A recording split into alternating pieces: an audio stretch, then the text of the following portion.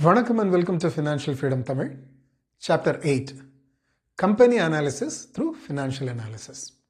So இது ரொம்பவே முக்கியமான சாப்டர். இந்த சாப்டரில் 16 மார்க்குகளுக்கான கேள்விகள் இருக்குது. இது சாப்டர் 10 போலவே இதுவும் ரொம்ப முக்கியமான ஒன்று. 16 கேள்விகள் இந்த சாப்டர்லேருந்து வரப்போகுது. பெரும்பாலும் அது கணக்குகளாக இருக்கும். ஸோ அதனால் இந்த சாப்டர் முழுக்க இருக்கக்கூடிய ஃபார்முலாக்களை நீங்கள் கவனமாக பாருங்கள். முக்கியமாக அந்த கான்செப்டுகளை புரிஞ்சுக்கோங்க, கணக்குகளை பயிற்சி பண்ணி பாருங்கள். சரி, இது ரொம்ப நீளமான சாப்டர் அப்படிங்கிறதுனால இதை 2 வீடியோவாக பண்ணியிருக்கோம். இந்த முதல் வீடியோவில் நம்ம என்னென்ன விஷயங்களை பார்க்க போகிறோம். முதல் செக்மெண்ட்டில் நம்ம இந்த ஃபண்டமெண்டல் அனாலிசிஸ், ஒரு கம்பெனியுடைய ஃபண்டமெண்டல் அனாலிசிஸ்க்கு ஃபினான்ஷியல் அனாலிசிஸ் எவ்வளோ முக்கியம் அப்படிங்கிறத பார்க்க போகிறோம். ஒரு கம்பெனியோட ரிசல்ட்ஸில் ஸ்டாண்டலோன் ரிப்போர்ட்ஸ்னால் என்ன, கன்சாலிடேட்டட் ரிப்போர்ட்ஸ்னால் என்ன, அதனுடைய முக்கியத்துவம் என்ன, எது நம்ம பார்க்கணும் அப்படிங்கிறத அடுத்த பகுதியில் பார்க்க போகிறோம். அதுக்கப்புறம் ரொம்ப முக்கியமான ஒன்று, ஒரு கம்பெனியினுடைய பேலன்ஸ் ஷீட்டை நம்ம எப்படி படித்து புரிஞ்சுக்கிறது அப்படிங்கிறது இந்த செக்மெண்ட்டில் பார்ப்போம். வாங்க நோட்ஸ்குள்ளே போயிடலாம். ஃபினான்ஷியல் அனாலிசிஸ், ஃபினான்ஷியல் ஸ்டேட்மெண்ட்ஸ் மூலமாக எப்படி ஒரு நிறுவனத்தை ஆராயிறது அப்படிங்கிறதான் இதில் பார்க்க போகிறோம். முதல்ல ஃபினான்ஷியல் ஸ்டேட்மெண்ட்ஸ்னால் என்ன, இந்தியாவை பொறுத்த வரைக்கும் இந்த ஃபினான்ஷியல் ஸ்டேட்மெண்ட்ஸ் எது லிஸ்டட் கம்பெனி சப்மிட் பண்ணணும், அது என்ன வடிவத்தில் இருக்கணும் அப்படின்லாம் சொல்கிறது கம்பெனிஸ் ஆக்ட் 2013, அதுவும் இந்தியன் அக்கௌண்டிங் ஸ்டாண்டர்ட் 1 அப்படிங்கிறது, இது 2 தான் அதை வரையறுக்குது. முக்கியமான 3 ஃபினான்ஷியல் ஸ்டேட்மெண்ட்ஸ் என்ன அப்படின்னு பார்த்தோம்னா, statement of balance sheet, statement of profit and loss account, அது போக கேஷ் ஃப்ளோ ஸ்டேட்மெண்ட். இது 3 தான் முக்கியமான ஸ்டேட்மெண்ட்ஸ்.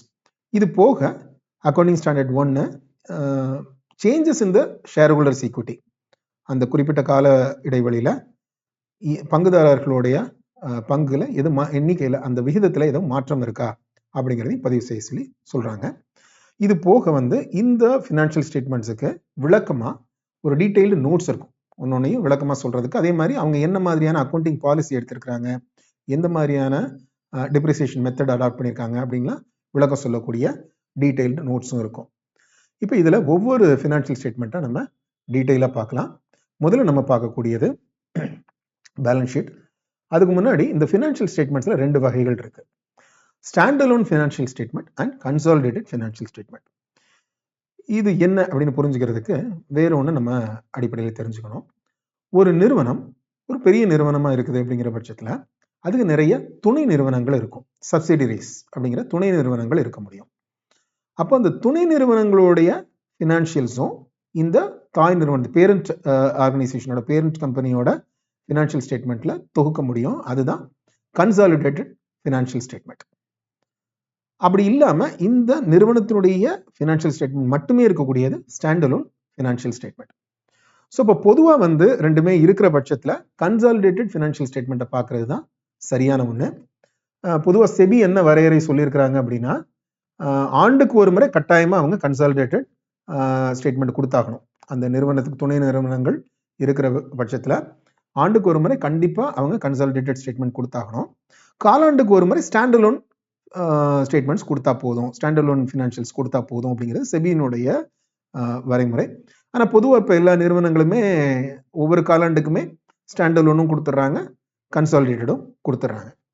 ஸோ இப்போ ஒரு சில சூழல்களில் அந்த நிறுவனத்துக்கு துணை நிறுவனம் இருந்தாலும் அதை கன்சாலிடேட்டட் பார்க்க முடியாத ஒரு சூழல் வரலாம். ஒரு எடுத்துக்காட்டாக நம்ம சொல்லணும்னா, ஒரு நிறுவனம் இருக்குது, ஒரு பேரண்ட் கம்பெனி இருக்குது, அதனுடைய துணை நிறுவனங்கள் வேறு நாடுகளில் இருக்குது அப்படின்னா, ஒருவேளை அந்த நாட்டுக்கு இந்த நாட்டுக்குமான சில கட்டுப்பாடுகள் இருக்கலாம். அதாவது எக்ஸாம்பிளுக்கு இப்படி சொல்லுவோமே, ஜப்பானில் இருக்கக்கூடிய டொயோட்டோ கம்பெனியினுடைய துணை நிறுவனம் இந்தியாவில் இருக்கக்கூடிய டொயோட்டோ கிர்லோஸ்கர். இப்போ இந்தியாவில் இருக்கக்கூடிய வருமானத்தை அவங்க அந்த ஈவுத்தொகையை அந்த பேரண்ட் கம்பெனிக்கு கொடுக்கணும். அவங்களுக்கு என்ன பங்கு இங்கே வச்சிருக்காங்களோ அந்த லாபத்தில் அந்த பங்கை அவங்களுக்கு கொடுக்கணும். அப்படி கொடுக்க முடியாதபடி இங்கே ஏதாவது ஒரு கட்டுப்பாடுகள் இருக்கு, ஒரு ஆர்பிஐனுடைய கட்டுப்பாடுகள் இருக்கு அப்படின்னு வச்சுப்போம். அப்படி இருக்க அந்த மாதிரியான பட்சத்தில் அந்த தாய் நிறுவனத்துக்கு, அதாவது டொயோட்டோ ஜப்பான்ல இருக்கக்கூடிய டொயோட்டோவுக்கு ஸ்டாண்டலோன் பார்க்கறது தான் சரியா இருக்க முடியும். இது ஒரு எக்ஸாம்பிளுக்காக நம்ம பார்க்கலாம். ஸோ இந்த மாதிரியான சூழல்களை தவிர்த்துட்டு பொதுவாக கன்சாலிடேட்டட் ஸ்டேட்மெண்ட்டை பார்க்கறது நமக்கு ஒரு ஹோல் பிக்சர் நமக்கு கிடைக்கும். சரி, இப்போ முதல்ல நம்ம விரிவாக பார்க்க போகிறது பேலன்ஸ் ஷீட். பேலன்ஸ் ஷீட் அப்படிங்கிறது என்ன? பேலன்ஸ் ஷீட் அப்படிங்கிறது ஒரு கால இடைவெளியில் கடைசி நாளில் அந்த நிறுவனத்தினுடைய நிதி நிலை அப்படிங்கிறது தான் பேலன்ஸ் ஷீட். இப்போ ஒரு ஆனுவல் ரிப்போர்ட்ல பார்க்குறோம் அப்படின்னா அந்த நிதி ஆண்டோட கடைசி நாள் இல்லை ஒரு காலாண்டில் பார்க்குறோம் அப்படின்னா அந்த காலாண்டினுடைய கடைசி நாள், அந்த ஒரு நாளில் இட்ஸ் அ ஸ்னாப்ஷாட். அந்த நாளில் அந்த நிறுவனத்தினுடைய நிலை என்ன அப்படிங்கிறத நம்ம ஃபினான்ஷியல் டேர்ம்ஸில் அளந்து பார்க்குறோம். அந்த நிறுவனத்தினுடைய அசட்ஸ் எவ்வளோ இருக்குது, ஈக்விட்டி எவ்வளோ இருக்குது, லைபிலிட்டி எவ்வளோ இருக்குது அப்படிங்கிறத பதிவு செய்கிறோம். அதுதான் பேலன்ஸ் ஷீட். ஸோ இப்போ முதல்ல பேலன்ஸ் ஷீட்டுக்கு ஒரு ஃபார்முலா இருக்குது. அந்த ஃபார்முலா என்னங்கிறத பார்ப்போம். Asset equal to share holders equity plus liability அப்படிங்கிறது தான் இந்த ஃபார்முலா. இது ஒன்றும் பெரிய ஒரு சிக்கலான ஒன்றும் இல்லை. இதை நம்ம எளிமையாக புரிஞ்சுக்கலாம். ஒரு நிறுவனம் அதனுடைய சொத்துகள் அப்படிங்கிறது அசட்ஸ். அந்த சொத்துக்களை எப்படி உருவாக்கியிருக்காங்க, அந்த சொத்துகள் வந்த வழி என்ன அப்படின்னு பார்க்கறது தான் எக்விட்டியும் லயபிலிட்டியும். இப்போ நம்ம சொல்லலாமே, இப்போ நான் ஒரு கார் வாங்குறேன். அந்த கார் என்னுடைய சொத்து. அந்த காருடைய விலை 5 லட்ச ரூபாய்.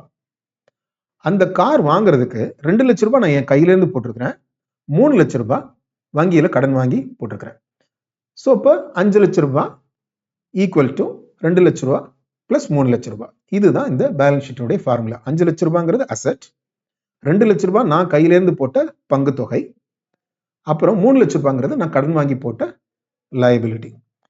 அப்போ 5 லட்ச ரூபாய் சொத்து இந்த 2 லட்ச ரூபாயும் 3 லட்ச ரூபாயும் சேர்ந்து உருவாக்கப்பட்டிருக்கு அப்படிங்கிற ஒரு புரிதல் தான். இது ஒரு குயிக்கா ஒரு நிறுவனத்துடைய சொத்துக்கள் எப்படி இருக்கு, அதனுடைய சொத்துடைய அமைப்புகள் எப்படி இருக்கு, அது எப்படி வந்து அந்த கேபிட்டல் ஸ்ட்ரக்சர் எப்படி இருக்கு, அதுக்கான நிதி ஆதாரங்களை அவங்க எப்படி திரட்டியிருக்காங்க, கடன் மூலமா திரட்டியிருக்காங்களா, பங்கு தொகைகள் மூலமா திரட்டியிருக்காங்களா அப்படிங்கிற ஒரு வேகமா பார்க்கறதுக்கு ஒரு வழியா இருக்கும். அதே போல அதுல வந்து லாங் டேர்ம் ஷார்ட் டேர்ம், அதாவது கரண்ட் நான் கரண்ட் அப்படிங்கிற ஒரு பிரிவினையும் இருக்கும். அது இன்னும் கொஞ்சம் நம்ம ஆழமா புரிஞ்சுக்கிறதுக்கு வசதியா இருக்கும். இது ஒரு எடுத்துக்காட்டு கொடுத்துருக்குறாங்க. முதல்ல ஒரு வரையறை இருக்கு, ஒரு பரிந்துரைக்கப்பட்ட ஒரு வடிவம் இருக்கு, ஒரு பிரிஸ்கிரைப்டு ஃபார்மட் இருக்கு. இது எல்லா நிறுவனங்களுக்கும் பொதுவானது. ஆனா பேங்கிங், இன்சூரன்ஸ், யூட்டிலிட்டி கம்பெனிஸ் இவளுக்கு மட்டும் ஒரு தனிப்பட்ட அந்தந்த துறை நிறுவனங்களுக்கு ஒரு தனிப்பட்ட ஒரு வடிவம் இருக்கு. பேங்கிங்னா அவங்களுக்குன்னு ஒரு தனிப்பட்ட வடிவம் இருக்கு. ஏன்னா அந்த அந்த துறையினுடைய செயல்பாடுகள் கொஞ்சம் மாறுபாடானது, அதனால அவங்களுக்கு மட்டும் ஒரு தனிப்பட்ட ஒரு வடிவம் இருக்கு. அது மாதிரி இன்சூரன்ஸ்க்கான ஒரு ஸ்பெஷலான ஒரு டெம்ப்ளேட் இருக்கு, யூட்டிலிட்டி கம்பெனிஸ்க்கு அப்படி இருக்கு. ஸோ இப்போ இவங்க கொடுத்துருக்கிறது வந்து பாரதி ஏர்டெலோட எடுத்துக்காட்டு இங்கே கொடுத்துருக்குறாங்க. டெக்னிக்கலி ஸ்பீக்கிங் பாரதி ஏர்டெல் ஒரு டெலிகாம் கம்பெனி, அதுவும் ஒரு யூட்டிலிட்டி கம்பெனி தான் சொல்லணும். ஆனால் இது ஒரு பொதுவான புரிதலுக்கு பயன்படக்கூடிய மாதிரி தான் இருக்கு. நான் என்ன சொல்லுவேன்னா, நீங்க இதோட சேர்த்து வேற ஒரு நிறுவனத்தினுடைய பொதுவாக வந்து ஏதோ ஒரு மேனுஃபேக்சரிங் கம்பெனி இல்லை ஒரு ட்ரேடிங் கம்பெனி அந்த மாதிரியான ஒரு சிறு நிறுவனத்தோட ஃபினான்ஷியல் ஸ்டேட்மெண்ட்ஸை எடுத்து படிச்சீங்க அப்படின்னா கொஞ்சம் எளிதாக புரிஞ்சுக்கிறதுக்கு வசதியாக இருக்கும். சரி, இப்போ இந்த பேலன்ஸ் ஷீட்ல வரக்கூடிய ஒவ்வொரு ஐட்டம்ஸ் என்ன அப்படிங்கிறத விளக்கமா பார்த்துருவோம். முதல்ல அசட்ஸ். அசட்ஸ்னா என்ன? தமிழ்ல சொத்து இல்லைன்னா உடைமை அப்படின்னு சொல்லலாம். அதாவது இது எதுக்கு ஒரு நிறுவனத்துக்கு தேவை அப்படின்னா, அது மூலமா நமக்கு ஒரு பலன் வரப்போகுது, எதிர்காலத்தில் அதன் மூலமா ஒரு பலன் வரப்போகுது. அப்படி ஒரு பலனை கொடுக்கக்கூடியதுதான் சொத்து. சரிங்களா? இதன் மூலமா ஒரு பலன் வரும் அப்படின்னா அது சொத்து. பட் ஒரு அக்கௌண்டிங் டேர்ம்ல அதுக்கான வரையறை என்ன அப்படின்னு பாத்தீங்க அப்படின்னா, எந்த ஒன்றுக்கு நம்ம பணம் செலவு பண்ணி உருவாக்கியிருக்கோமோ, எந்த ஒண்ணு பணம் கொடுத்து வாங்கியிருக்கோமோ, இல்லை எந்த ஒண்ணு பணம் செலவு செஞ்சு உருவாக்கியிருக்கோமோ அதுதான் சொத்து. அது பண அடிப்படையில மதிப்பிடக்கூடியதாகும், குவான்டிஃபைபிள் இன் மானிட்டரி டேர்ம்ஸ், பணத்தினால அளக்கக்கூடியதாகவும் இருக்கணும். அதுதான் அசட். ஸோ இந்த அசட் அப்படிங்கிறத பொதுவா ப்ராடரா ரெண்டா பிரிக்கலாம், நான் current assets and current assets.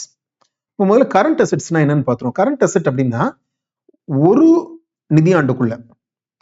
நிதியாண்டுக்குள்ள அதுல இருந்து பலன் கிடைக்கும் அப்படின்னா, அந்த benefits within one financial year நம்மளால அதை ரியலைஸ் பண்ண முடியும் அப்படின்னா அது கரண்ட் அசட். அப்படி இல்லாத எல்லாமே நான் கரண்ட் அசட். ஸோ அப்போ நான் கரண்ட் அசட்ஸ் நீண்ட கால சொத்துகள் என்னென்ன அப்படின்னு பார்த்துருவோம். முதல்ல property, plant and equipment, PPE. So இப்போ இது என்னது? நம்மகிட்ட ஒரு நிலம் இருக்கு, கட்டடம் இருக்கு, அந்த நிறுவனத்துக்கு ஒரு நிலம் இருக்கு, கட்டடம் இருக்கு, இல்லை அப்புறம் வந்து அதுக்கான எக்யூப்மெண்ட்ஸ் இருக்கு, மெஷினரிஸ் இருக்கு.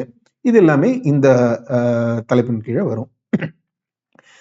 பொதுவாக இதோட மதிப்பு என்ன அப்படின்னா, அதை வாங்குறதுக்கு இல்லை அதை கட்டுறதுக்கு நம்ம என்ன செலவு செஞ்சோம் அந்த தொகை, அப்புறம் அதுல வருடம் டிப்ரிசியேஷன், அதை தேய்மானத்தை கழிச்சுட்டே வருவாங்க. ஸோ இதுதான் அதனுடைய மதிப்பு அப்படிங்கிறது. ஸோ இப்போ இந்தியன் அக்கௌண்டிங் ஸ்டாண்டர்ட் 16ல வந்து என்ன சொல்றாங்க அப்படின்னா, இந்த சொத்துக்களை ரீவேல்யூவும் பண்ணிக்கலாம். இப்போ சில சொத்துகள், நிலம் போன்ற சொத்துக்கள்லாம் மதிப்பு உயர வாய்ப்பு இருக்கு, மீதி எல்லா சொத்துக்களும் தேய்மானம் அடையும், அதுக்கு நம்ம தேய்மானத்தை கணக்கு பண்ணணும். ஆனா இந்த நிலம் போன்ற சொத்துகள் வந்து மதிப்பு உயர வாய்ப்பு இருக்கு, அதை வந்து ரீவேல்யூ பண்ணிக்கிறதுக்கும் வழிகள் இருக்கு. சரி, அடுத்து நம்ம பார்க்கக்கூடிய தலைப்பு கேபிட்டல் ஒர்க் இன் ப்ராக்ரஸ்.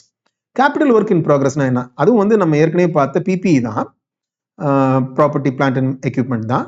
ஆனால் அது வந்து இன்னும் முடிஞ்சு பயன்பாட்டுக்கு வரல, அந்த வேலை இன்னும் நடந்துகிட்டு இருக்கு. அப்படிங்கிற பட்சத்தில் அது வந்து கேபிட்டல் ஒர்க் இன் ப்ராக்ரஸ்ல இருக்கும். அந்த வேலை முடிஞ்சு பயன்பாட்டுக்கு வந்துருச்சு அப்படின்னா அது பிபிஇங்கிற தலைப்புக்கு மாற்றப்பட்டுரும். அடுத்தது குட்வில்.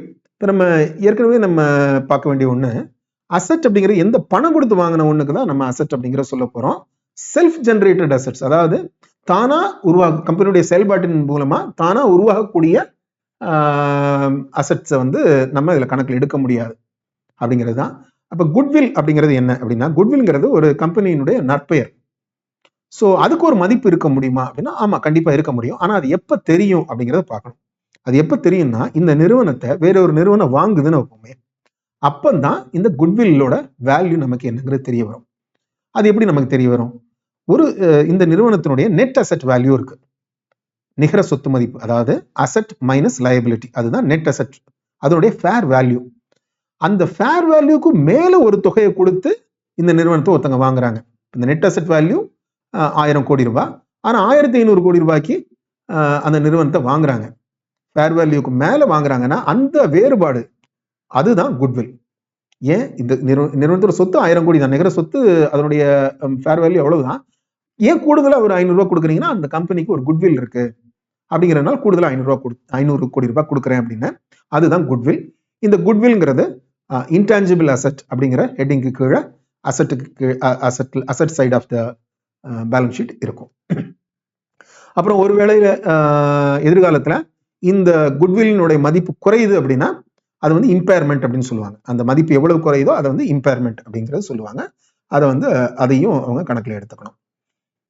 ஒருவேளை இப்போ நம்ம என்ன பார்த்தோம்னா, இந்த நெட் அசெட் வேல்யூனுடைய ஃபேர் வேல்யூக்கு மேல பணம் கொடுத்து ஒரு நிறுவனம் வாங்கப்பட்டுச்சுன்னா அப்போ அது குட்வில்னு சொல்றோம். ஒருவேளை அதுக்கு கீழே வாங்குறாங்கன்னா என்ன?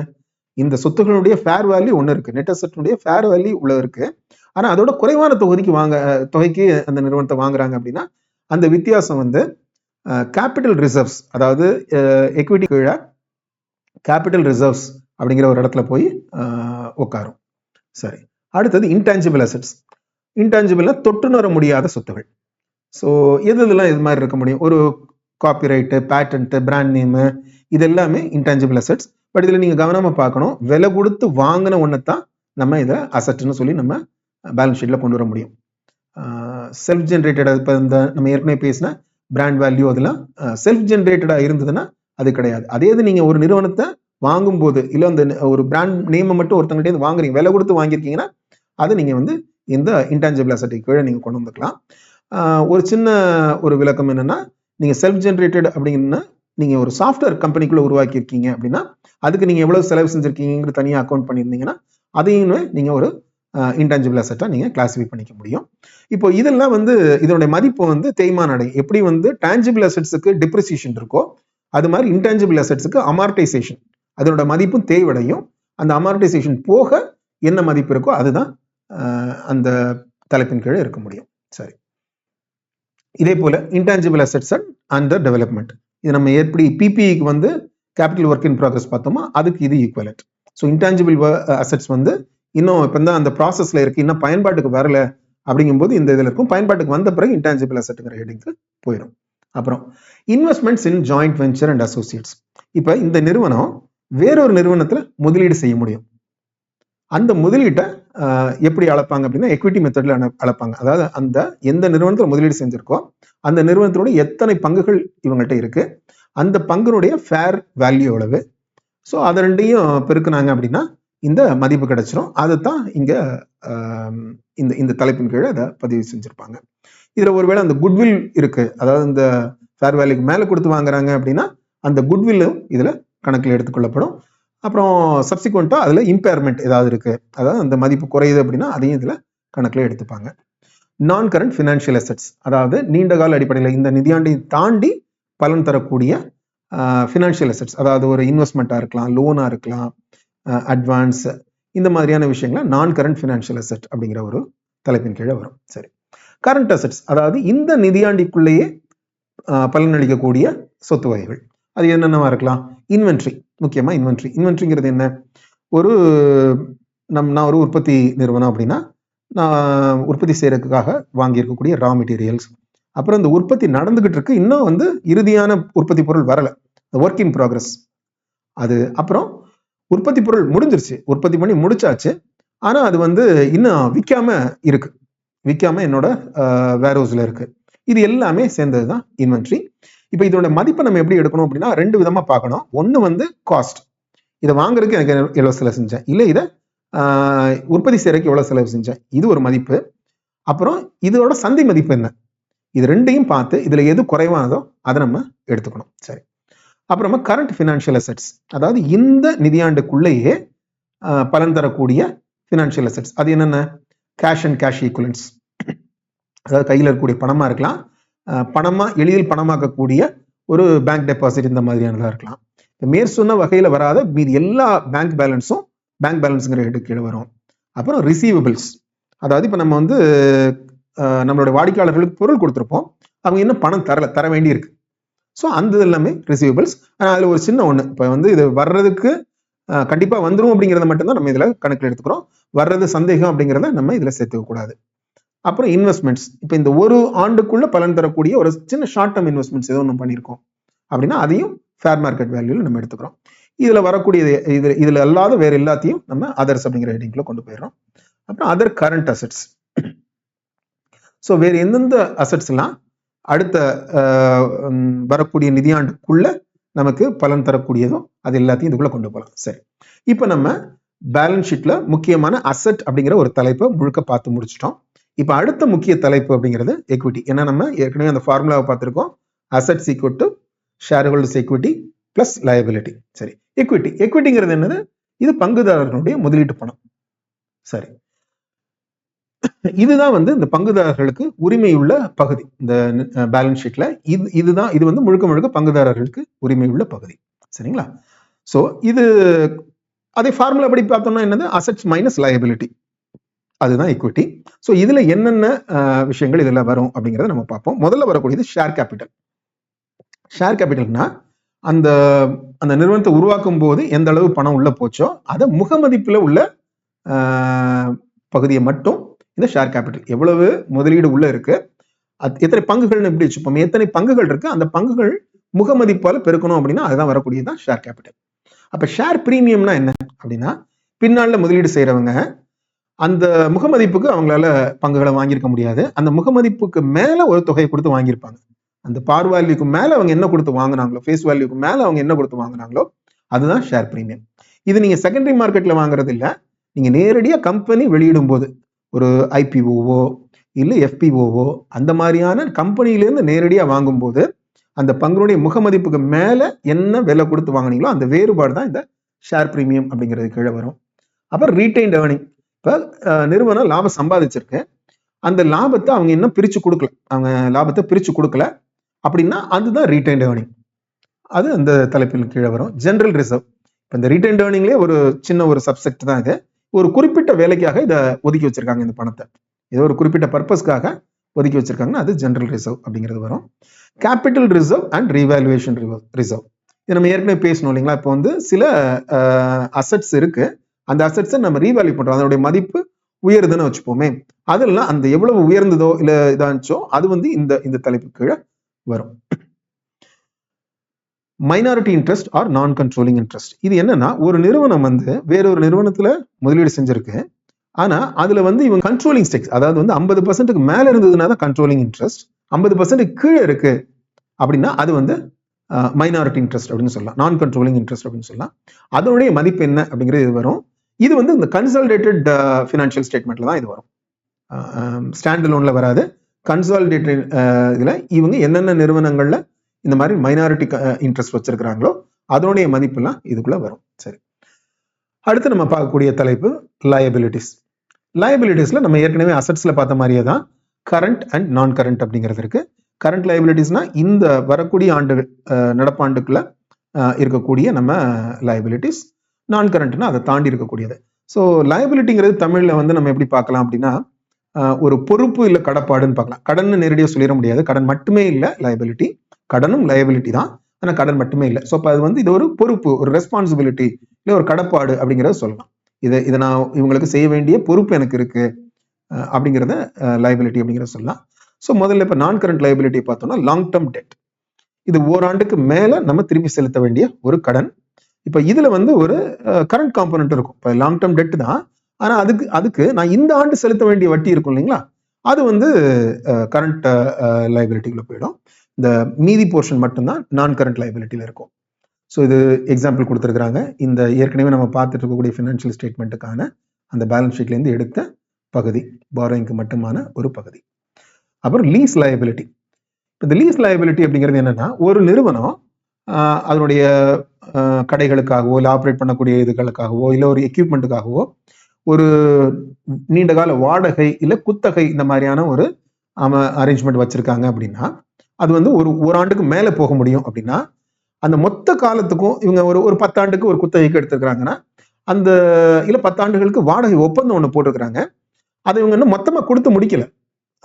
இன்னும் அது ஆண்டுக்கு தான் கொடுக்க போறாங்க. ஆனால் இன்னும் 10 ஆண்டுக்கு அது போகும் அப்படின்னு வச்சுப்போமே. அப்போ இன்னும் மீதம் இருக்கக்கூடிய காலம் முழுக்க அவங்க இன்னும் கொடுக்க வேண்டிய தொகை என்னவோ அதுதான் இந்த லீஸ் லயபிலிட்டி. இப்போ வந்து ஒரு சமீபத்தில் வந்து ஒரு அக்கௌண்டிங் ஸ்டாண்டர்ட் மாறுபாடு தான் இது ஒரு 2016ன்னு நினைக்கிறேன். அப்பதான் இந்த மாற்றம் கொண்டு வந்திருக்கிறாங்க. அதாவது அதுபடி இந்த லீஸ் லயபிலிட்டியும் டெட் அப்படிங்கிற ஒரு ஹெட்டுக்குள்ள சேரும். அது சில சமயங்கள்ல அதை நீங்க ஸ்கிரீனர் மாதிரியான தளங்கள்ல நீங்க டெட் ஈக்விட்டி ரேஷியோ பார்க்கும்போது சில நிறுவனங்களுக்கு நிறைய வாடகை இடங்கள்ல நடத்தக்கூடிய நிறைய வாடகை எக்யூப்மெண்ட்ஸ் வச்சு நடத்தக்கூடிய தொழில்கள்ல அது டிஸ்டார்டடா அதிகமா கடன் இருக்க மாதிரி தெரிய வாய்ப்பு இருக்கு.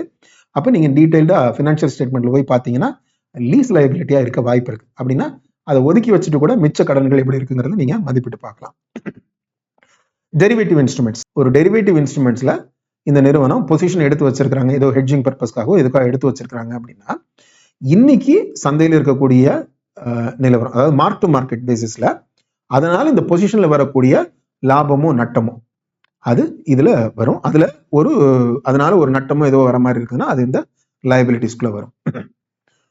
லாங் டேர்ம் ஃபினான்ஷியல் லயபிலிட்டிஸ், ஒரு நீண்ட கால கடன்கள், அது எல்லாமே இதுக்குள்ள வர முடியும். இது போக வந்து டெஃபர்ட் ரெவென்யூவும் இதுக்குள்ள வர முடியும். டெஃபர்ட் ரெவென்யூ அப்படிங்கிற ஒரு கான்செப்ட் என்னங்கிறத பார்த்துப்போம். பணத்தை வாங்கிட்டோம், ஆனா அதுக்கான பொருளோ சேவையோ நம்ம இன்னும் முழுசா கொடுத்து முடிக்கல, ஒரு பகுதி தான் கொடுத்துருக்கோம்னு வச்சுப்போமே. அப்ப மிச்சம் இருக்கக்கூடிய வேல்யூ இருக்கு இல்லைங்களா, அதை டெஃபர்ட் ரெவென்யூன்னு சொல்றோம். இப்படி பார்ப்போம். ஒரு எக்ஸாம்பிள் சொல்லியிருக்காங்க இங்க. ஒரு 6 மாசத்துக்கான ப்ரீபெய்ட் பேக் 1200 ரூபாய்க்கு ஒரு கஸ்டமர் வாங்குறாரு. நம்ம தான் நிறுவனம். கஸ்டமர் நம்மகிட்ட 1200 ரூபாய் பணம் கொடுத்துட்டாரு. 1 மாசத்துக்கான சேவை மட்டும்தான் அவர் எடுத்திருக்கிறாரு நம்மகிட்ட. இன்னும் 5 மாசத்துக்கான சேவை நம்ம இன்னும் கொடுக்க வேண்டியிருக்கு.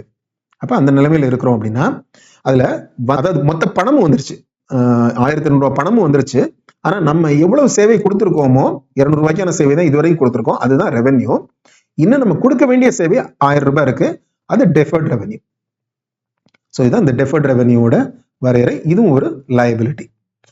அதுக்கப்புறம் ப்ரொவிஷன்ஸ் அப்படின்னா ஒரு சில சமயங்கள்ல நம்ம கொடுக்க வேண்டிய தொகை எவ்வளவு அப்படின்னு சரியா நம்மளால உறுதியா சொல்ல முடியாதப்ப அதுக்குன்னு ஒரு தோராயமான ஒரு தொகையை நம்ம அதுக்குன்னு ஒதுக்கி வைப்போம் இல்லைங்களா, அதுதான் ப்ரொவிஷன்ஸ். ஸோ அது ஒன்றும் லயபிலிட்டிஸ். அது போக கரண்ட் லைபிலிட்டினா நம்ம ஏற்கனவே புரிஞ்சுக்கிட்டது மாதிரி நடப்பு நிதியாண்டுல பண்ண வேண்டிய நம்ம ஃபுல்ஃபில் பண்ண வேண்டிய ரெஸ்பான்சிபிலிட்டிஸ். அப்போ முதல்ல அதில் வரக்கூடியது பேயபிள்ஸ். அதை நம்ம இப்போ வந்து நம்மளுடைய சப்ளையர்ஸ்ட்ட பொருள் வாங்கியிருக்கிறோம், அவங்கள்ட்ட நம்ம இன்னும் பணம் கொடுக்கல, இனிமேல் தான் நம்ம அவங்களுக்கு பணம் கொடுக்கணும், அது இந்த பேயபிள். அதுபோல ஷார்ட் டேர்ம் டெட், இந்த ஓராண்டுக்குள்ள நம்ம திருப்பி கொடுக்க வேண்டிய கடன்கள். ஸோ இது எல்லாமே கரண்ட் லைபிலிட்டிக்குள்ள வரும். வேற என்னென்னலாம் கரண்ட் லைபிலிட்டியா இருக்க முடியும்னா short term provisions, current portion of the long term liability, ஒரு நீண்ட கால கடன் இருக்கு, அதுல இந்த ஆண்டு கட்ட வேண்டிய பணம் மட்டும் கரண்ட் லைபிலிட்டியில வரும். அட்வான்ஸ் ஃப்ரம் கஸ்டமர்ஸ், அதாவது இந்த ஆண்டுக்குள்ள நம்ம ஃபுல்ஃபில் பண்ண வேண்டியது அப்படிங்கிறது. அதே மாதிரி unpaid expenses accrued but not due, அதாவது ஒரு சேவையோ இல்லை ஒரு பொருளையோ அனுபவிச்சிட்டோம், ஒரு சேவையை அனுபவிச்சிட்டோம், பயன்படுத்திட்டோம், இல்லை ஒரு பொருளை வாங்கிட்டோம், அதுக்கு இன்னும் பணம் கொடுக்கல, அந்த பணம் கொடுக்கறதுக்கான தேதி இன்னும் வரல, ஆனா இந்த ஓராண்டுக்குள்ள வந்துடும் அப்படின்னா அதெல்லாம் இந்த தலைப்பின் கீழே வரும்.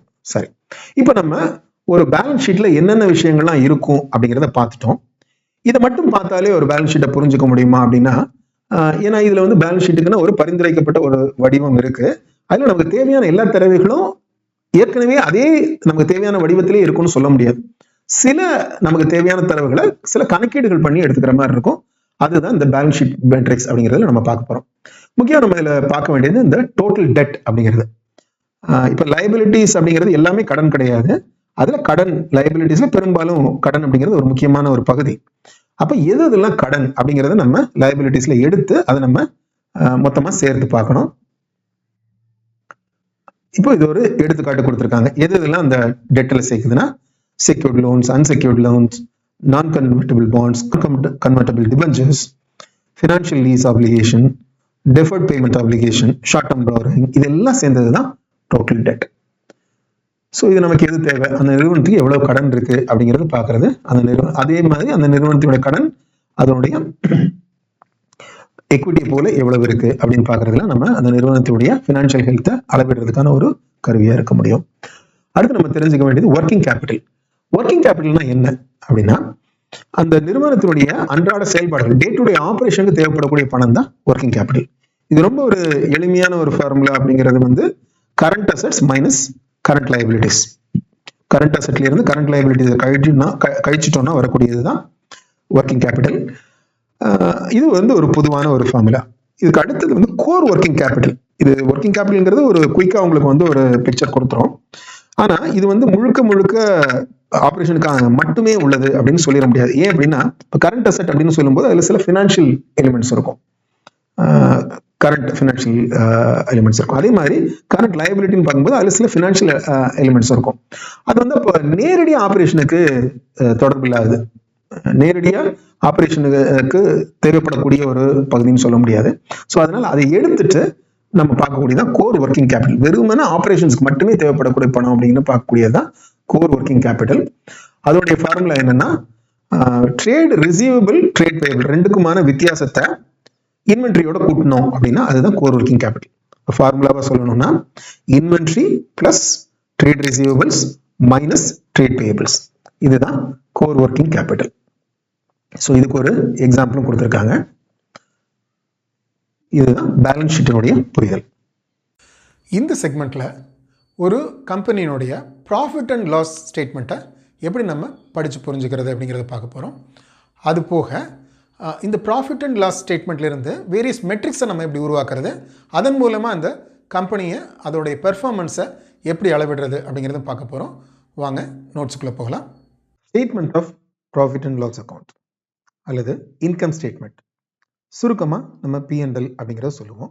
இப்போ இதுக்கான வரையறையும் ஷெட்யூல் 3 ஆஃப் கம்பெனி ஆக்ட்ஸ் 2013 அப்படிங்கிறதுலேருந்து தான் வருது. அது போக இந்தியன் அக்கௌண்டிங் ஸ்டாண்டர்ட் 1 முக்கியமாக ஒரு விஷயத்தை குறிப்பிட்டு சொல்லியிருக்கு. என்னென்னா அதர் காம்ப்ரிஹென்சிவ் இன்கம் OCI அப்படிங்கிறது கண்டிப்பாக சேர்க்கணும் அப்படிங்கிறத, அது என்னங்கிறது இறுதியாக பார்ப்போம். ஏற்கனவே நம்ம பேலன்ஸ் ஷீட்டுக்கு பார்த்தது மாதிரியே இதுக்குன்னு ஒரு பொதுவாக ஒரு பரிந்துரைக்கப்பட்ட வடிவம் இருக்குது. ஆனால் பேங்கிங், இன்சூரன்ஸ், யூட்டிலிட்டி கம்பெனிஸ்க்கு மட்டும் அது ஒவ்வொரு துறைக்கும் மாறுபடும். மீதி எல்லா கம்பெனிக்கும் ஒரு பொதுவான வடிவத்தில் தான் இருக்கும்.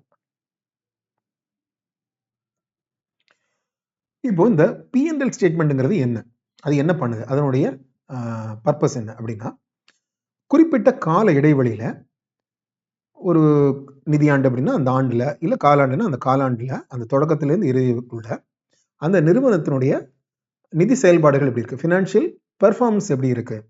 ரொம்ப சுருக்கமாக சொல்லணும்னா இந்த குறிப்பிட்ட கால இடைவெளியில இது லாபம் சம்பாதிச்சிருக்கா, எவ்வளவு லாபம் சம்பாதிச்சிருக்கு, இல்லைன்னா நட்டம்னா எப்படி அப்படிங்கிற ஒரு விளக்கத்தை கொடுக்கக்கூடியதான் இந்த P&L ஸ்டேட்மெண்ட். இப்போ ஒரு எடுத்துக்காட்டு கொடுத்துருக்காங்க. ஏற்கனவே பார்த்த அந்த பாரதி ஏர்டெல் நிறுவனத்துடைய P&L இங்கே கொடுத்துருக்காங்க. பொதுவாக நம்ம எல்லா ஃபினான்ஷியல் ஸ்டேட்மெண்ட்லையுமே ஒரு பொதுவான அம்சம் அப்படிங்கிறது இந்த நடப்பு காலாண்டோ நிதியாண்டோ அதோடைய தரவுகள் மட்டும் இல்லாமல் அதுக்கு முந்தின காலாண்டு அறிக்கை அப்படின்னா அதுக்கு முந்தைய காலாண்டு, நிதியாண்டு அறிக்கைன்னா அதுக்கு முந்தின நிதியாண்டு, இதனுடைய தரவுகளும் சேர்ந்து இருக்கும். அப்போ தான் நம்ம ஒப்பிட்டு பார்க்க வசதியாக இருக்கும் அப்படிங்கிறதுக்காக. So balance sheet, P&L, cash flow எல்லாமே இந்த அடிப்படையில் தான் இருக்கும். சரி, இப்போ இதில் என்ன, இதுக்கு ஒரு பொதுவான வடிவம் என்னன்னா முதல்ல வருமானம் இருக்க போது, அப்புறம் செலவுகள் இருக்க போது, வருமானத்தில் செலவுகள் கழிச்சிட்டோம்னா லாபம் இருக்க போகுது. இதுதான் ஒரு பொதுவான வடிவம். ஆனால் அதில் இருக்கக்கூடிய ஐட்டம்ஸ் எல்லாத்தையும் டீட்டெயில்டாக இப்போ ஒன்று ஒன்றா பார்ப்போம். ஸோ முதல்ல இருக்கக்கூடிய top most item, top line அப்படின்னு சொல்லக்கூடிய ரெவென்யூ, அதாவது வருமானம். ஸோ ஒரு நிறுவனத்துடைய வருமானம் எதுலேருந்து வரப்போகுது? அது பொருளையோ சேவையிலோ விற்கிறது மூலமா வாடிக்கையாளர்கள் தரக்கூடிய பணம் தான் ரெவென்யூ. ஸோ அதுதான் முதல் ஐட்டம், டாப் மோஸ்ட் ஐட்டம் இந்த பேலன்ஸ் ஷீட், அதாவது டாப் லைன் அப்படின்னு சொல்லுவாங்க. அடுத்தது அதர் இன்கம். அதர் இன்கம் அப்படிங்கிறது என்ன அப்படின்னா, அந்த நிறுவனத்தினுடைய முக்கிய செயல்பாடுகள், அது இல்லாம வேறு என்ன வழிகளில் எந்த ஒரு வருமானம் வந்ததுனாலும் அது அதர் இன்கம். ஒருவேளை அது வந்து அந்த நிறுவனம் வந்து வேற ஏதோ ஒரு முதலீடு செஞ்சிருக்கலாம், இல்லை அதனுடைய சொத்துக்களை வித்திருக்கலாம், அது மூலமா வரக்கூடிய வருமானம் எல்லாம் அதர் இன்கம். ரைட். அடுத்தது எக்ஸ்பென்ஸ். பலதரப்பட்ட எக்ஸ்பென்சஸ் இருக்க முடியும். பொதுவாக என்ன அப்படின்னு பார்த்தோம்னாக்க, இந்த எக்ஸ்பென்சஸ்ங்கிறது ஒவ்வொரு நிறுவனத்துக்கும் அந்த நிறுவனத்துடைய வகையை சார்ந்து மாறும். ஆனால் பொதுவாக எந்த நிறுவனமாக இருந்தாலும் குறிப்பிட்ட சில செலவுகள் இருந்தே தீரும். அது என்னன்னு பார்த்தீங்கன்னா எம்ப்ளாயி காஸ்ட். எந்த நிறுவனமாக இருந்தாலும் வேலைக்கு ஆட்கள் இருக்க போகிறாங்க, அவங்களுக்கு சம்பளம் கொடுத்தாகணும். அப்புறம் டெப்ரிசியேஷன், தேய்மானம். ஏன்னா எந்த ஒரு நிறுவனத்துக்கும் சொத்துக்கள் இருக்கும், அதுக்கு தேய்மானம் இருக்கும். அப்புறம் ஃபினான்ஷியல் சார்ஜஸ், அதாவது ஒரு கடன் இருக்குது அப்படின்னா அதுக்கு வட்டி கட்டுறது, இந்த மாதிரியான செலவுகள். இது வந்து எல்லா நிறுவனங்களுக்கும் பொதுவானது. அது போக ஒவ்வொரு நிறுவனத்துக்கும் ஒவ்வொரு மாதிரியான செலவு வகைகள் இருக்கும். இப்போ ஒரு எடுத்துக்காட்டாக நம்ம வந்து ஒரு உற்பத்தி நிறுவனம், மேனுஃபேக்சரிங் இண்டஸ்ட்ரியை பார்த்தோம்னா அவங்களுக்கு என்னென்ன மாதிரியான செலவுகளாக இருக்க முடியும்னா, cost of raw material, purchase of stock in trade, change in inventory and finish goods, இந்த மாதிரியான இருக்க முடியும். இதை கொஞ்சம் விரிவாக ஒவ்வொரு தலைப்பையும் பார்ப்போம். Cost of raw material. இப்போ நீங்கள் ஒரு உற்பத்தி நிறுவனம், நீங்கள் பொருட்களை உற்பத்தி செய்கிறதுக்கு உங்களுக்கு ரா மெட்டீரியல் வேணும். ஸோ அந்த ரா மெட்டீரியலுக்கு நீங்கள் எவ்வளோ செலவு செஞ்சுருக்கீங்க அப்படிங்கிறது தான் இந்த எக்ஸ்பென்ஸ். ஸோ இந்த எக்ஸ்பென்ஸ் எப்படி நீங்கள் கணக்கிடுறது? Purchase plus opening stock.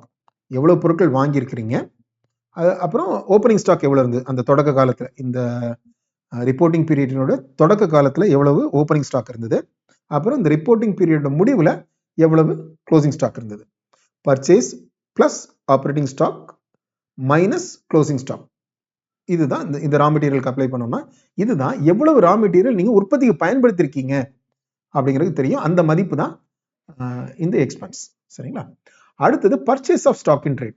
இப்போ ஏற்கனவே நம்ம பார்த்தது காஸ்ட் ஆஃப் ரா மெட்டீரியல், ஒரு உற்பத்தி செய்கிறவங்களுக்கு அது ரொம்ப பொருந்தும். ஒரு பொருளை அப்படியே வாங்கி விற்கிறவங்க நம்ம வைப்போமே, ஒரு ட்ரேடர் அப்படின்னா பொருளை வாங்கி விற்கிறவருக்கு இது ரொம்ப பொருத்தமானதாக இருக்கும். அவர் எவ்வளவு பணம் கொடுத்து அந்த பொருள்களை வாங்கினார் அப்படிங்கிறது தான் purchase of stock in trade. Right. அடுத்தது changes in inventory of work in progress and finished goods. இப்போ இது முழுக்க உற்பத்தி பொருளாகி விற்கப்பட்டுடுச்சு அப்படின்னா அது வந்து உங்களுக்கு விற்பனையில் ரெஃப்ளெக்ட் ஆகிடும். ஆனாலும் அது வரைக்கும் நீங்கள் பண்ண செலவுகள் இதில் இந்த பீரியடுக்குள்ள நீங்கள் என்ன செலவுகள் பண்ணியிருக்கீங்களோ அது எக்ஸ்பென்ஸில் நீங்கள் கணக்கில் எடுத்தே ஆகணும். அதுதான் இந்த அக்கௌண்டிங் பிரின்சிபிள். ஸோ அதை எப்படி கணக்கிடுறாங்க அப்படின்னா, இந்த work in progress and finished குட்ஸ்ல இருந்த வித்தியாசம், ஓப்பனிங் பேலன்ஸுக்கும் க்ளோசிங் பேலன்ஸுக்குமான வித்தியாசம், அதுதான் இந்த எக்ஸ்பென்ஸ். ரைட். அடுத்தது எம்ப்ளாயி காஸ்ட். இது எல்லா நிறுவனங்களுக்கும் பொருந்தக்கூடிய ஒரு செலவு வகை. ஸோ அவங்களுக்கு கொடுக்கக்கூடிய பணியாளர்களுக்கு கொடுக்கக்கூடிய சம்பளம், அப்புறம் அவங்களுக்கு கொடுக்கக்கூடிய வேறு சில பெனிஃபிட்ஸு, அவங்க வெல்ஃபேருக்காக நீங்கள் பண்ணக்கூடிய செலவுகள், அவங்களுக்கு வேறு ஏதாவது எம்ப்ளாயி ஸ்டாக் ஆப்ஷன் மாதிரி எதாவது கொடுக்குறீங்களா, இது எல்லாமே அந்த செலவு வகைகள் வரும். அடுத்து வரக்கூடிய இன்னொரு வகையான செலவு வகை வந்து டெப்ரிசியேஷன் அண்ட் அமார்டைசேஷன். இது ஆக்சுவலாக வந்து ஒரு கேஷ் எக்ஸ்பென்ஸ் இல்லை, கையிலேருந்து நீங்கள் பணமாக செலவு செய்யக்கூடிய ஒரு செலவு வகை இல்லை, ஒரு நோஷனல் எக்ஸ்பென்ஸ் அப்படின்னு சொல்லலாம்.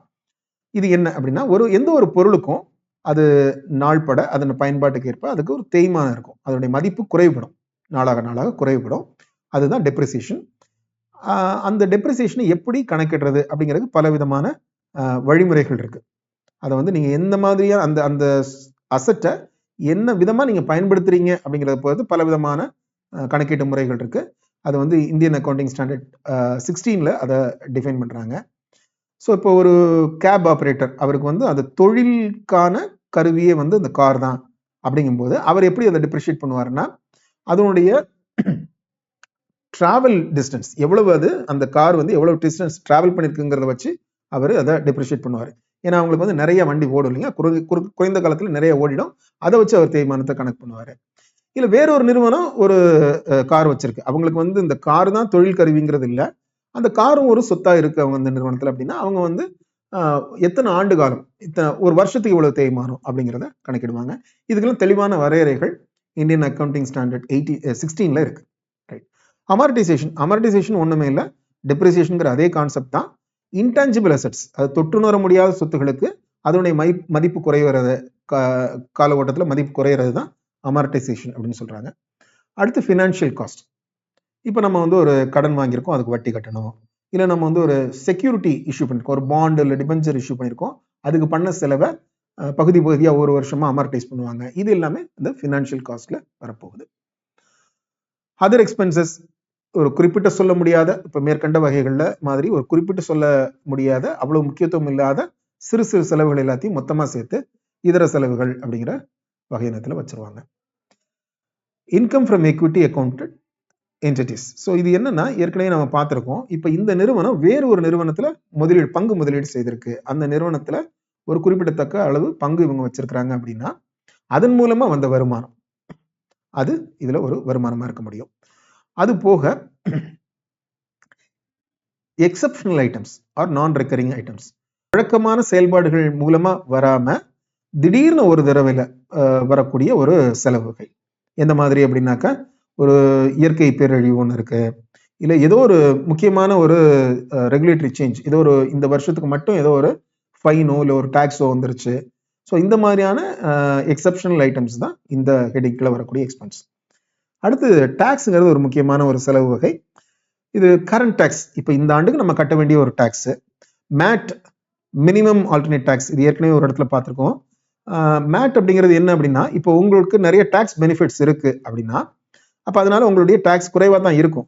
ஆனாலும் ஒரு அளவுக்கு மேலே உங்களோட டாக்ஸ் குறைவாக இருக்கு, ஒரு 18 15 விழுக்காடு குறைவாக இருக்குன்னா அப்போ உங்களை அந்த 15 விழுக்காடு கட்டிடுவீங்க. அதுதான் மேட். அப்போ நீங்க கட்ட வேண்டிய குறைவான டாக்ஸ்க்கும் நீங்க கட்டியிருக்க டாக்ஸ்க்குமான வித்தியாசத்தை நீங்க ஃபியூச்சர்ல கிரெடிட்டா எடுக்கலாம். அதுதான் இந்த மேட் கட்டுறதுனுடைய பலன்.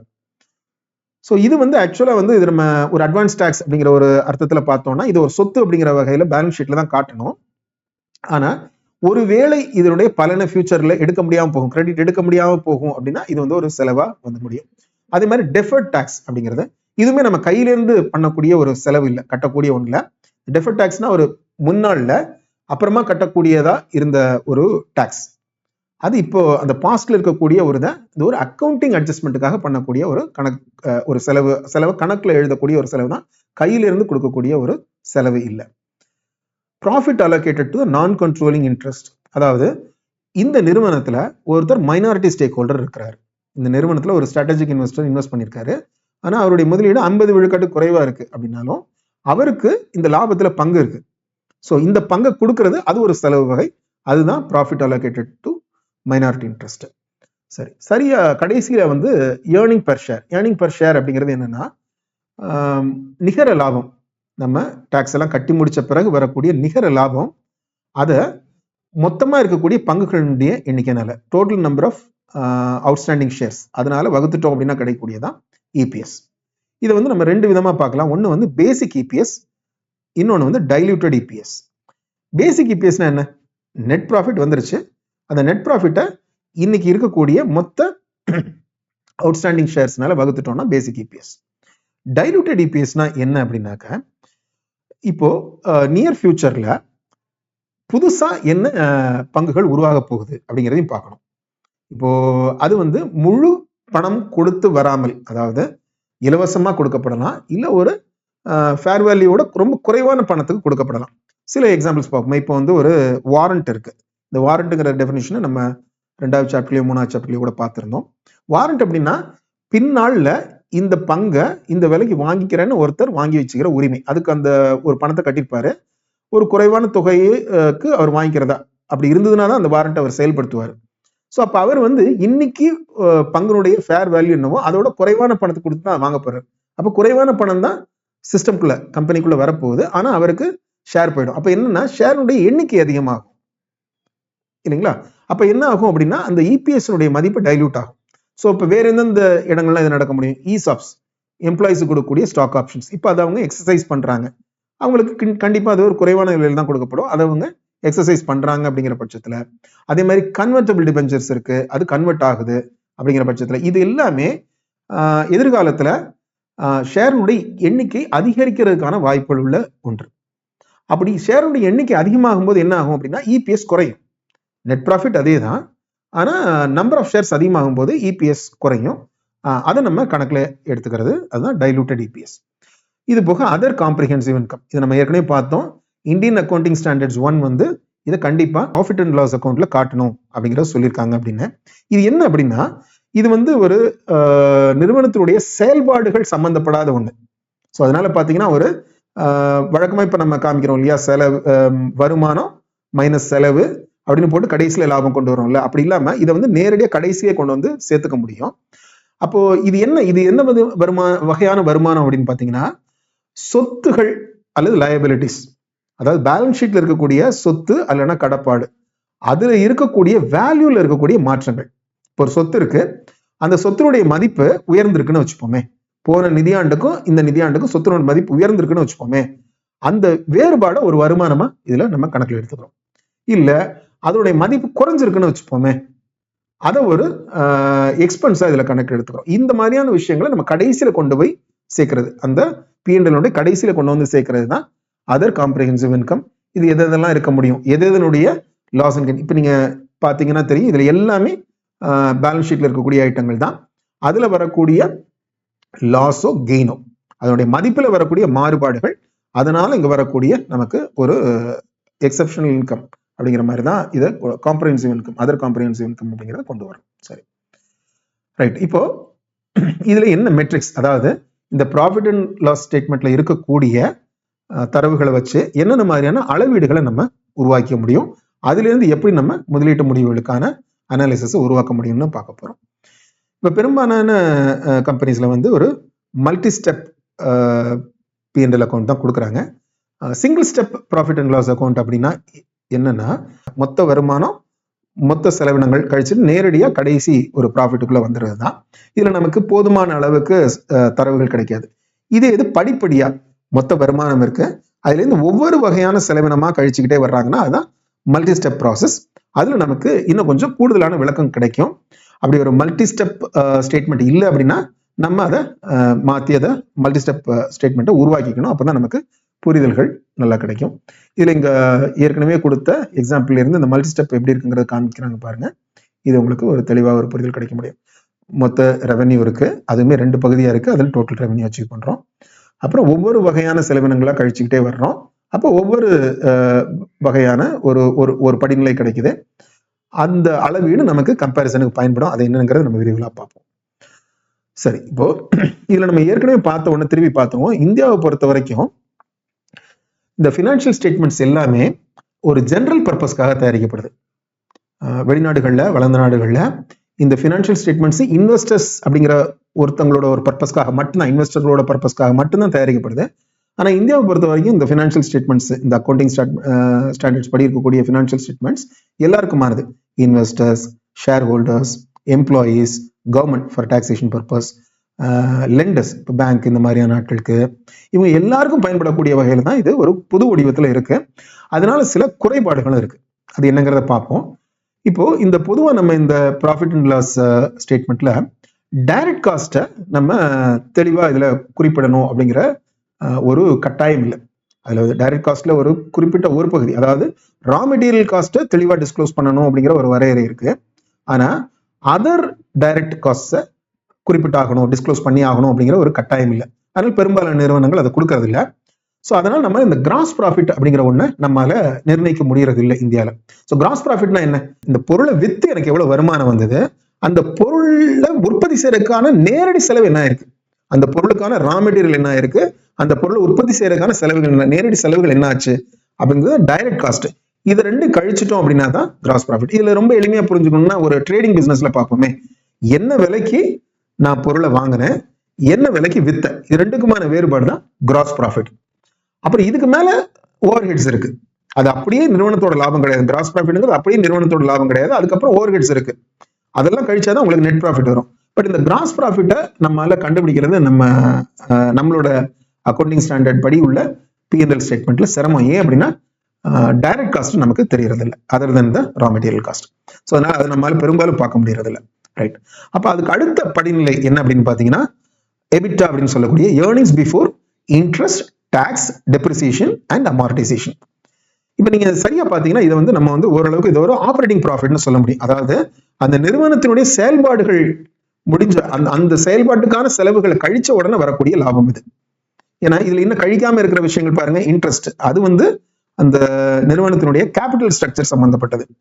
டாக்ஸ் அது எல்லாருக்குமானது. டெப்ரிசியேஷன் அண்ட் அமார்டைசேஷன் அவங்களுடைய பொருட்கள் எவ்வளவு தேய்வடையுது, அவங்களுடைய சொத்துகளுடைய தன்மை எப்படி இருக்குங்கிறத பொறுத்தது. ஆனா இந்த எபிட்டா பாத்தீங்கன்னா ஓரளவுக்கு ரெண்டு நிறுவனங்களோட எபிட்டாவை எடுத்து நீங்க ஒப்பிட்டு பாத்தீங்கன்னா, ஒரே மாதிரியான நிறுவனங்கள், ஒரே மாதிரியான தொழில் இருக்கக்கூடிய ரெண்டு நிறுவனங்களுடைய எபிட்டாவை எடுத்து பாத்தீங்கன்னா, எந்த நிறுவனத்துல செயல்திறன் அதிகமா இருக்கு, இல்லைன்னா எந்த நிறுவனத்துல அவங்களோட ஆப்ரேட்டிங் எக்ஸ்பென்ஸ் குறைவா இருக்கு, இன் அதர் வேர்ட்ஸ் எந்த நிறுவனத்தோட ஆப்ரேட்டிங் எஃபிஷியன்சி அதிகமா இருக்கு அப்படிங்கறத அளவிடுறதுக்கு உங்களுக்கு இது வாய்ப்பா இருக்க முடியும். சரிங்களா? சோ இப்போ இந்த எபிட்டால இருந்து டிப்ரிசியேஷன் அண்ட் அமார்டைசேஷனை கழிச்சிட்டோம்னா வரக்கூடியது நமக்கு earnings before interest and tax. இது ஏன் முக்கியம் அப்படின்னு பார்த்தோம் அப்படின்னா, சில நிறுவனங்கள்ல இப்போ நம்ம தேய்மானம்ங்கிறது எது? தேய்மானம்ங்கிறது நம்ம ஏற்கனவே சொன்ன மாதிரி ஒரு கேஷ் எக்ஸ்பென்ஸ் இல்ல, அது ஒரு நோஷனல் எக்ஸ்பென்ஸ் தான். நம்ம கொஞ்சம் பணத்தை ஒதுக்கி வைக்கிறோம்னு வச்சுங்களேன். இப்போ இந்த எக்யூப்மெண்ட் இருக்கு, இந்த எக்யூப்மெண்ட் 5 வருஷத்துக்கு அப்புறம் நான் ஒரு புது எக்யூப்மெண்ட் வாங்கணும் அப்படின்னா, அப்போ ஒவ்வொரு வருஷமும் நம்ம கொஞ்சம் பணத்தை ஒதுக்கி வைக்கிறோம். அப்ப அந்த 5 வருஷம் முடிஞ்ச உடனே அந்த மெஷினை புதுசா வாங்க முடியும் அப்படிங்கறக்காக, இல்லைங்களா? சோ அப்ப சில நிறுவனங்கள்ல அவங்களோட கேபிட்டல் எக்ஸ்பெண்டிச்சர் எப்படி இருக்கு அப்படிங்கிறத பொறுத்து அவங்களுக்கு இது அதிகமா இருக்க முடியும், டெப்ரிசியேஷன் அதிகமா இருக்க முடியும். ஸோ அவங்களுக்கு கண்டினியூஸா மெயின்டெனன்ஸ் இந்த மாதிரியான விஷயங்கள், அவங்களுடைய எக்யூப்மெண்ட்டை புதுப்பிக்க வேண்டிய தேவைகள், இல்ல அந்த துறையில வந்து டெக்னாலஜி மாறிக்கிட்டே இருக்கும், அதனால அவங்க நிறைய அப்கிரேட் பண்ணிட்டு இருக்கணும், இந்த மாதிரியான தேவைகள் இருக்கும். அப்படின்னா அவங்களுக்கு வந்து டெப்ரிசியேஷன் அமார்டைசேஷன் கூடுதலா இருக்கும். அப்போ அதை நீங்க கழிச்ச பிறகு வரக்கூடிய எண் வந்து இந்த ஒப்பீடுகளுக்கு, இப்படிப்பட்ட ஒரு நிறுவனத்தை நீங்க ஒப்பிடுவதற்கு உங்களுக்கு ரொம்ப வாய்ப்புள்ளதா இருக்கும். ஸோ எபிட்டா நல்லா இருக்கு, ஆனா எபிட் குறைவா இருக்குன்னா என்ன அர்த்தம் அப்படின்னாக்க, அந்த நிறுவனத்துல கேபிட்டல் எக்ஸ்பெண்டிச்சர்ஸ் அதிகமா இருக்கு அப்படிங்கிறது தான் புரிதல். ஸோ இப்போ நிறைய அனலிஸ்ட் வந்து இதை தான் ஆப்ரேட்டிங் ப்ராஃபிட்னு பார்க்கணும் அப்படின்னு சொல்றவங்க இருக்கிறாங்க. ஏன்னா இப்போ எபிட்டாவை ஆப்ரேட்டிங் ப்ராஃபிட்னு சொல்றதா, எபிட் வந்து ஆப்ரேட்டிங் ப்ராஃபிட்னு சொல்றதா அப்படிங்கிறது ஒரு சின்ன இதுகள் இருக்கு. இது நீங்க ஆராயக்கூடிய நிறுவனம், அது இருக்கக்கூடிய துறை, அதனுடைய தன்மை, அதை பொறுத்து நீங்க அந்த முடிவுக்கு நீங்க வரலாம். ரைட். இப்போ இதுக்கு அடுத்து வரக்கூடியது தான் இது. இந்த எபிட்ல நம்ம வந்து இன்ட்ரெஸ்டும் டாக்ஸும் பே பண்ணிட்டோம். இப்போ இன்ட்ரெஸ்ட் அப்படின்னா இந்த நிறுவனத்திற்கு கூடிய கடன், அதுக்கு அவங்க கட்டக்கூடிய இன்ட்ரெஸ்ட், அதுவும் டாக்ஸையும் கழிச்சிட்டோம்னா வரக்கூடியது வந்து பேட் அப்படின்னு சொல்லக்கூடிய ப்ராஃபிட் ஆஃப்டர் டாக்ஸ். இந்த அட்ஜஸ்டட் ப்ராஃபிட் ஆஃப்டர் டாக்ஸ் அப்படின்னா என்னன்னா, இதுல இந்த எக்ஸப்ஷனல் ஐட்டம்ஸ் இருக்கு இல்லைங்களா? இந்த எக்ஸப்ஷனல் ஐட்டம்ஸ் வந்து ரொம்ப விதிவிலக்கான ஒன்று. அது வந்து எல்லா வருடமும் நடக்க போறது. அது ஒரு வருமானமா இருக்கலாம், செலவா இருக்கலாம். அது எதுவா இருந்தாலும் அது வந்து ஒரு ஏதோ இந்த ஒரு குறிப்பிட்ட பில்டிங்கை வித்ததுனால வந்த ஒரு வருமானமா இருக்கலாம், இல்ல அந்த ஆண்டுல உங்களுக்கு ஏதோ ஒரு அரசு ஏதோ ஒரு ஃபைன் போட்டிருக்கலாம், இந்த இல்ல ஒரு இயற்கை பேரழிவு நடந்திருக்கலாம், அதுக்காக இவங்க ஏதோ ஒரு நட்டத்தை இல்ல ஒரு செலவையோ சந்திச்சிருக்கலாம். ஸோ இந்த மாதிரியான எக்ஸப்ஷனல் ஐட்டம்ஸை வந்து அதை நம்ம கழிச்சுட்டு பார்க்கறது சரியான ஒரு அளவீடு தரும். அப்படி இல்லைன்னா ரொம்ப டிஸ்ட்ராக்டடா அந்த ஒரு ஆண்டு மட்டும் ஏதோ அதிக லாபம் வந்துட்ட மாதிரி காமிக்கும், அது உண்மையில அதிக லாபம் இல்லை. அப்ப நம்ம அதை எடுத்துட்டு நம்ம எந்த பகுதியை நம்ம நீக்கிறோமோ, வருமானமோ இல்ல செலவோ, அதை என்ன நீக்கிறோமோ அதுக்கான டாக்ஸ். இப்போ வருமானத்தை நீக்கிறோம் அப்படின்னா அந்த இதுக்கான டாக்ஸை நம்ம சேர்த்துக்கணும், செலவை நீக்கிறோம்னா அதுக்கான டாக்ஸை நம்ம கழிச்சுக்கணும். அந்த அட்ஜஸ்ட்மெண்ட்டையும் பண்ணிட்டோம்னா தான் ரெண்டு, அந்த செலவு அல்லது வருவாய், அதுக்கான கரஸ்பாண்டிங் டாக்ஸ், இது ரெண்டையும் நம்ம நீக்கிட்டோம் அப்படின்னா அப்ப நம்ம கிடைக்கக்கூடியதான் அட்ஜஸ்டட் ப்ராஃபிட் ஆஃப்டர் டாக்ஸ். அது நமக்கு மிக சரியான ஒரு ஒப்பீட்டை கொடுக்க முடியும். இதுதான் நம்ம ஒரு ப்ராஃபிட் அண்ட் லாஸ் அக்கௌண்ட்டை புரிஞ்சுக்கக்கூடிய ஒரு முறை.